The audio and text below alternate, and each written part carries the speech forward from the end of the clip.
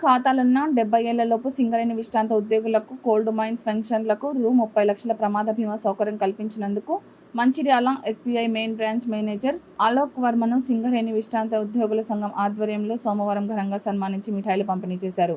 ప్రమాదవశాత్తు మరణించిన పెన్షన్ల కుటుంబాలకు ఈ బీమా కొండంత ఆసరాగా నిలుస్తుందని, దీన్ని సద్వినియోగం చేసుకోవాలని మేనేజర్ అలోక్ వర్మ కోరారు. ఈ చారిత్రాత్మక నిర్ణయానికి సహకరించిన ఎస్బీఐ యాజమాన్యంతో పాటు CM Revanth Reddy, deputy CM బట్టి విక్రమార్క, మంత్రి వివేక్ వెంకటస్వామి, పెద్దపల్లి ఎంపీ వంశీకృష్ణ, సింగరేణి సీఎండీ జ్యోతి భుద్య ప్రకాష్ తదితరులకు సంఘం నాయకులు ప్రత్యేకంగా కృతజ్ఞతలు తెలిపారు.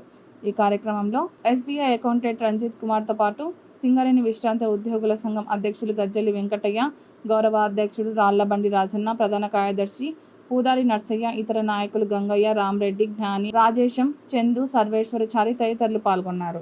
సహజ మరణానికి కూడా 10 లక్షల రూపాయల బీమా ప్రకటించినందుకు గౌరవనీయులు పెద్దలు ఎస్బీఐ బ్యాంక్ మేనేజర్ గారికి, అదేవిధంగా ఎస్బీఐ యజమాన్యాన్ని కూడా మా సింగరేణి విశ్రాంత ఉద్యోగుల సంఘం పక్షాన హృదయపూర్వకంగా ధన్యవాదాలు, కృతజ్ఞతలు తెలియజేసుకుంటాను. జై తెలంగాణ, జై సింగరేణి.